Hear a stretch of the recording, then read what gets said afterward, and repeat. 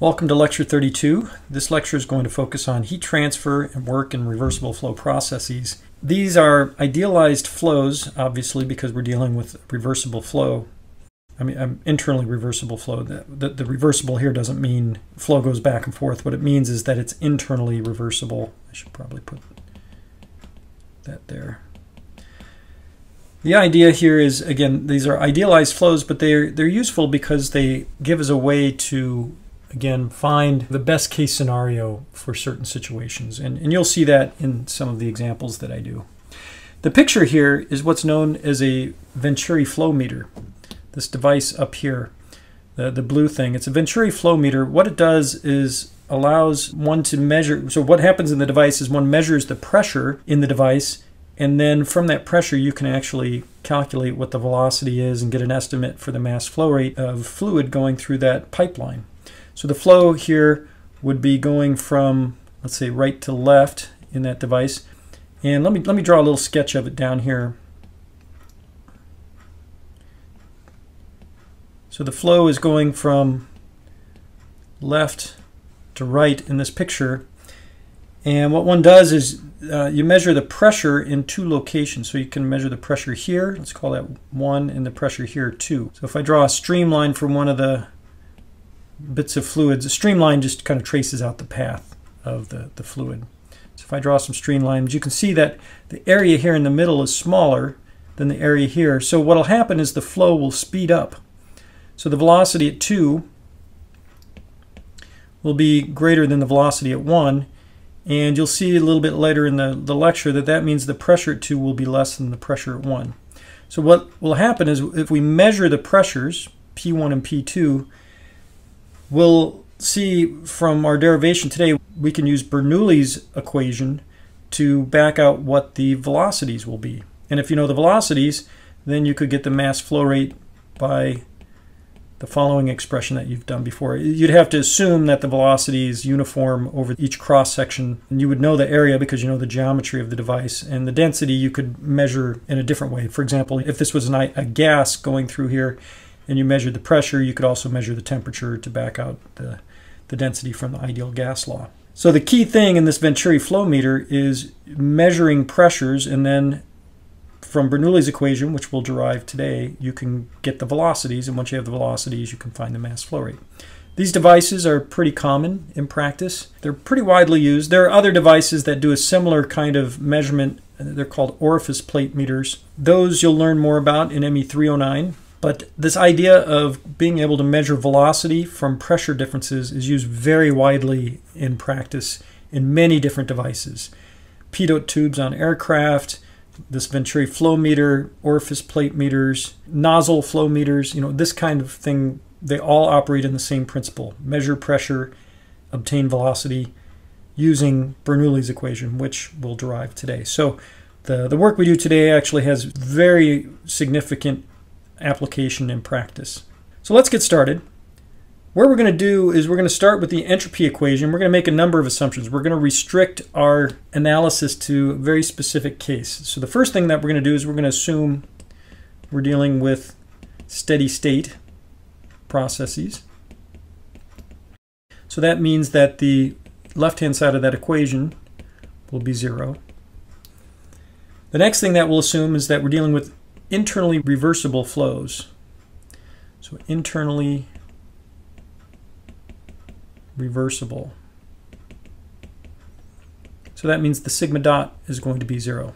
Again, it's an idealization. It's not the real world, but it gives us a point of comparison to use, and it's still reasonable. In a lot of flows, that irreversibility may be very small and negligible. Not always, but in some cases it can be. So we can even get good numerical predictions from our analysis here in some cases.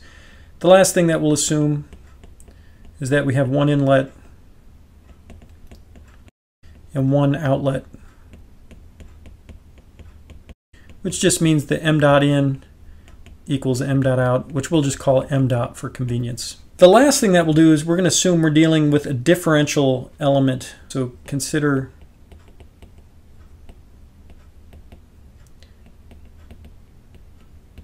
differential element. So what I mean by that is consider a device that's kind of like a pipe Okay, we said we're dealing with one inlet and one outlet, so we have some flow going through like that. By differential element, what I mean is, let's just consider a very small part of the pipe here. The reason I want to do that is so that when I evaluate this integral, the boundary portion of it, I don't have to worry about integrating over the whole boundary, over the whole length. I'm just going to consider it over one small little bit. So what ends up happening is that integral over the whole boundary, q dot into over t, we'll just put as delta q dot into, or I'll just put in over t. I don't have to consider the whole boundary. I'm just going to do it over one little piece of it. And then again, T of course is the temperature where that heat's coming in.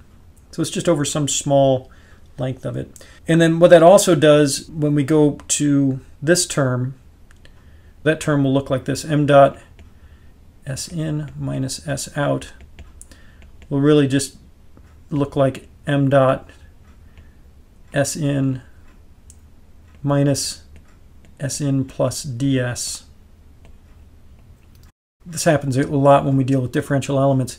Specific entropy coming in, S in right here, specific entropy may change a little bit as you come from inlet to the outlet, but since the element is very small, it'll only change by a small amount. So going out, it'll be S in plus ds, just a very small change.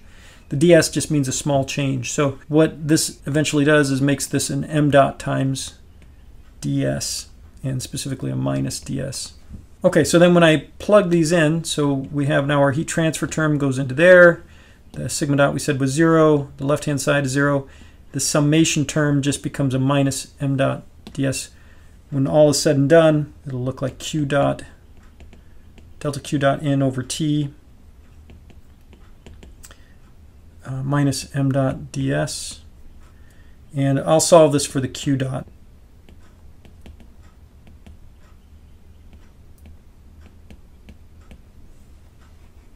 All right, I think I did everything fine there. Then we can go ahead and integrate over the whole boundary. So I did it for some small little bit of the boundary. Now let me go ahead and do the integral over the whole length, so that the total q dot in is m dot integral as you go from state 1 to state 2 of Tds. Okay, so what I've done is I've just integrated all the way from the inlet to the outlet, from 1 to 2. So that's what we get from the entropy equation. And then what I'm going to do is do a first law analysis using the same assumptions and also doing a differential element. So the same assumptions, the left-hand side will be a 0 because it's steady state. We have one inlet and one outlet. So this will be m dot, let me just write it down the same way I did a moment ago. So this would be h in plus 1/2 v squared in plus gz in. And then going out, it'll be all those in quantities plus d quantities. So it's like this. Because the specific enthalpy may change a little bit between the inlet and outlet. We do the same thing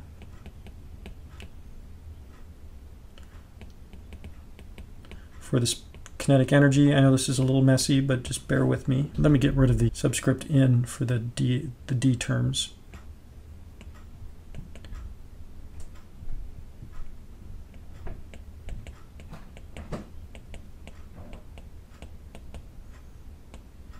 I think I've got everything right there. So this flux of total enthalpy coming in and flux of total enthalpy going out. So here it is coming in and here it is going out.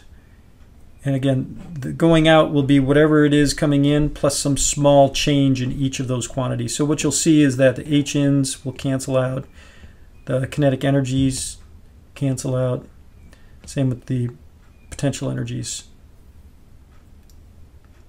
So this will be m dot, there'll be a minus sign, it'll be dH plus d 1/2 v squared plus d gz. So that's what we'll get from the flux of total enthalpy term. Continuing on, we have the heat transfer term right here. Since we're doing a differential element, let me write down here, that'll be delta q dot in. We also have our delta w dot out. So that's what our first law looks like. We're just doing it in differential bits, just small little bits. The delta q dot in, we can just go back up and make use of this expression up here. So let me just circle it. What we're going to do is we're going to make use of this expression just to substitute in. Okay, so let me rewrite everything.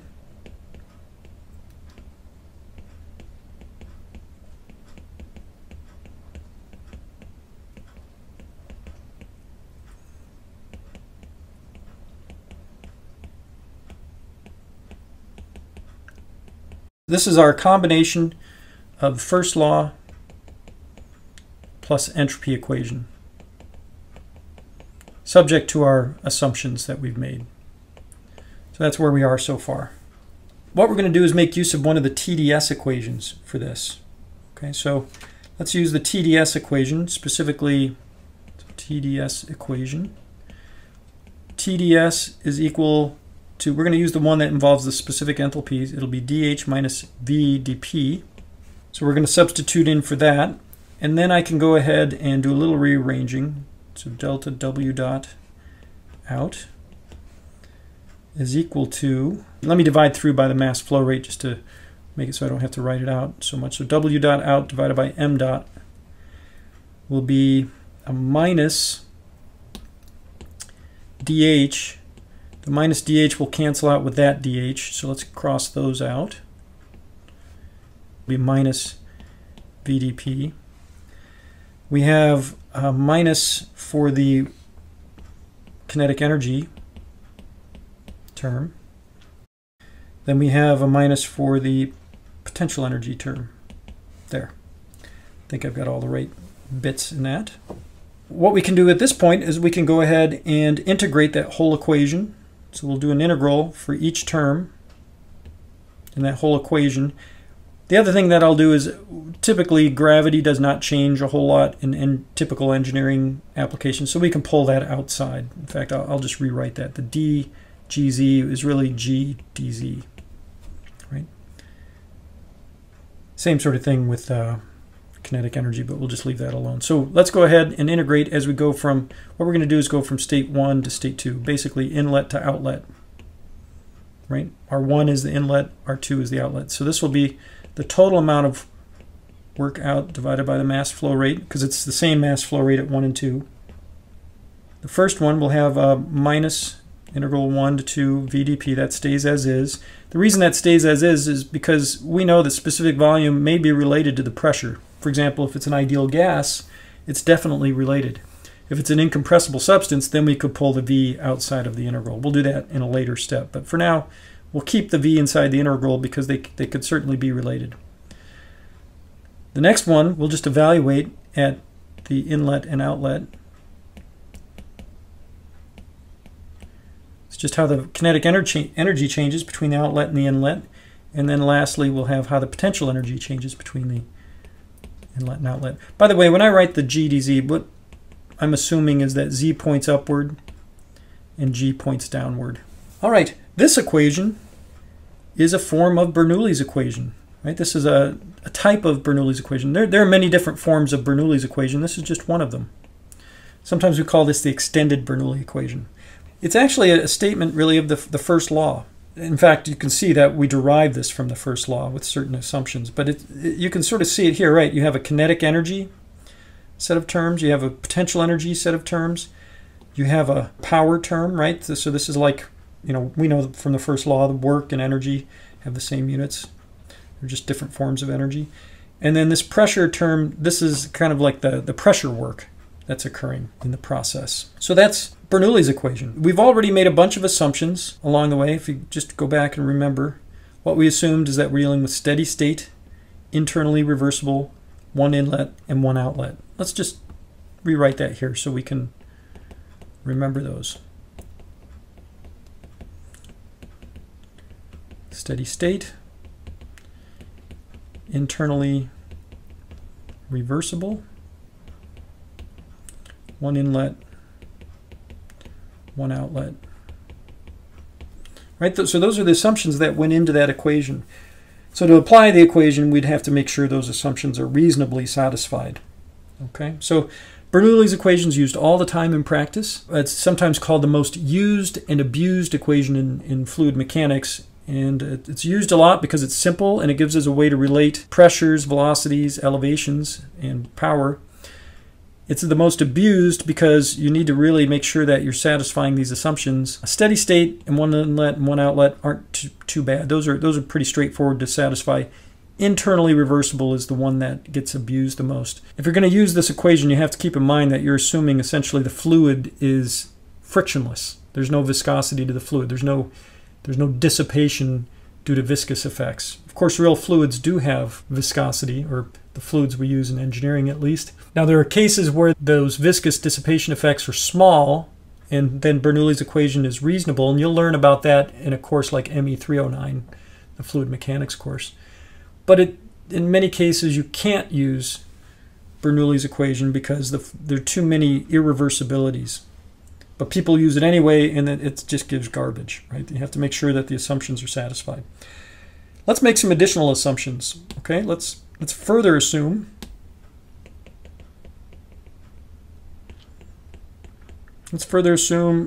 an incompressible substance. If we do that, then the specific volume is a constant, and then we could pull it outside of this integral up here, right? And then if the v comes outside, then the integral is just evaluated as p2 minus p1. Okay, so we can make that assumption. And if we do that, we'll get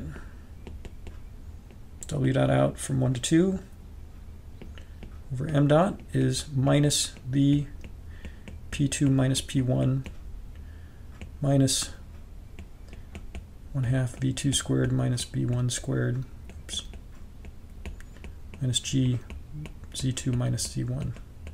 Right? So if it's an incompressible substance, then that's what it looks like. If it was an ideal gas, then what you would need to do is put the ideal gas law in there and then have some expression for the temperature. Okay, let's go a little further still. Let's now assume that there's no work. So also assume no work. So this work term would be included if we had like a turbine or a pump or a compressor, right? That we'd have to include that. But if there is no turbine, no pump, no compressor, then this term could be 0. And then we can simplify the equation a little bit further. So in that case, we'll have 0 is equal to minus. Let me get rid of the minuses because we can just multiply through by -1. It just makes it easier to write.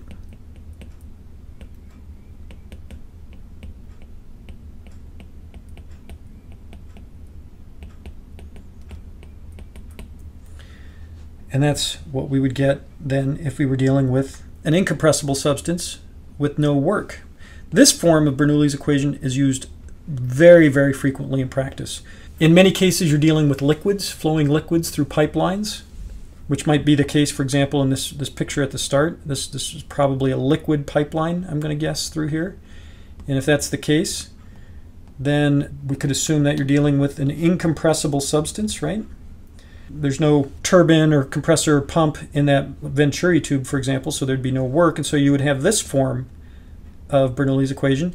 And for that Venturi tube at the very start, z2 minus z1 would be 0 because it's horizontal. There's no elevation change, and so then you quickly see that if you measure the pressure, you could find the change in the velocity.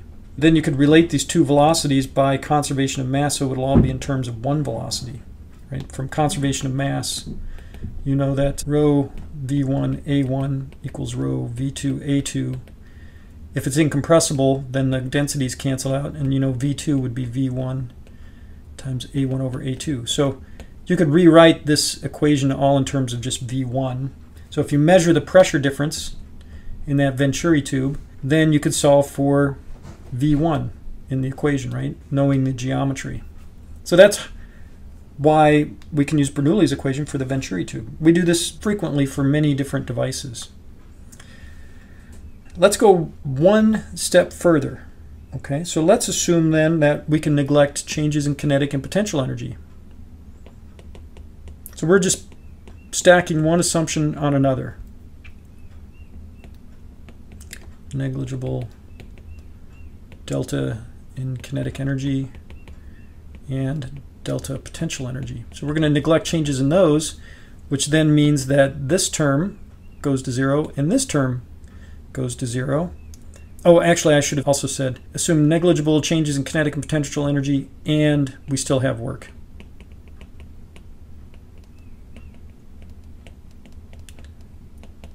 Let's put the work term back in there. So then in that case, W dot out over M dot becomes V P2 minus P1 for that particular case. Why am I interested in that particular case? Because that would be the case that you might have for a pump. So let's say we have a pump, you have flow coming in and out of the pump. This would be the work dot out. Of course, it would be negative because the work's really going in.